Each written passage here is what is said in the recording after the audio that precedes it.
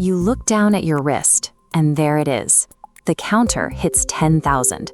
You put in the physical work, so you expect the math to play out in a very straightforward way. More steps, more calories burned, less body fat. But here is the strange part. Your body rarely allows that simple equation to play out the way you expect.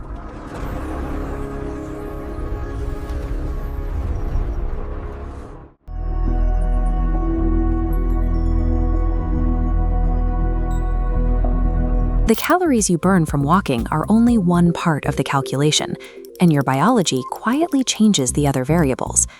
10,000 steps sounds like a scientific law, but your physiology doesn't have an internal odometer that triggers a change in your metabolism the moment you hit a specific digit. The target wasn't originally created as a precise biological threshold. It became popular in Japan around the 1960s to help promote a new pedometer called the manpoke, which roughly translates to 10,000 step meter. It was designed as an easy-to-remember target for population-level activity, a marketing goal. That doesn't make the number useless. Walking more is consistently linked to better health, and recent systematic reviews show substantial physical improvements, even for people walking around 7,000 steps a day. The physical act of walking works. The error lies in treating the human body like a vending machine, where inserting 10,000 steps guarantees a specific amount of fat loss in return. Imagine you decide to get serious and double your usual daily movement from 5,000 steps to 10,000.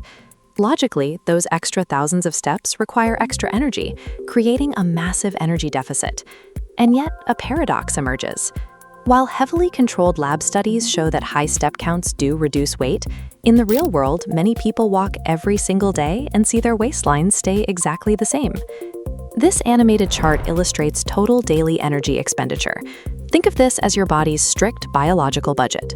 You have a massive chunk of energy spent just staying alive, a slice dedicated to digesting food, and another portion allocated to physical activity. Inside that physical activity category is a crucial biological mechanism called NEAT, non-exercise activity thermogenesis. This is the energy you spend on all the tiny, unconscious movements you make throughout the day: standing up, shifting posture, fidgeting with a pen. When you aggressively increase your step count, your body secretly balances the budget. It engages in energy compensation. You might unconsciously spend more time sitting later in the day, or drastically reduce your fidgeting, or your body might simply ramp up your appetite to pull more energy in. The measurable effect of this internal accounting is that the actual amount of weight a person loses is often far lower than what a simple calorie counting app predicts.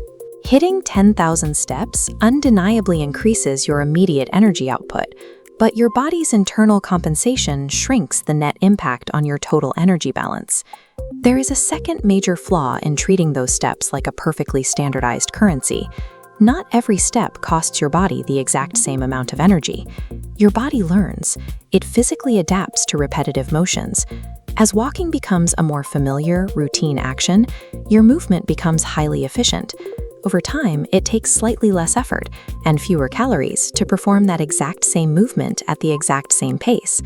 Your tracker proudly displays a fixed calorie burn based on the distance, but your actual energy expenditure depends entirely on your personal fitness level, your walking speed, and your physical size.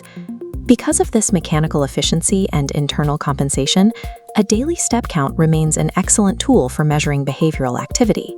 But it is a terrible, highly imprecise tool for measuring actual fat loss. The conclusion here is not to throw away your watch and stop walking. Daily movement remains essential for cardiovascular health and longevity. We just need to define the number correctly. 10,000 steps is a highly effective behavioral target for building a daily routine. It is simply not a biological guarantee of a physical result. To see how wildly these variables play out, take two people who log the exact same 10,000 steps on the same day.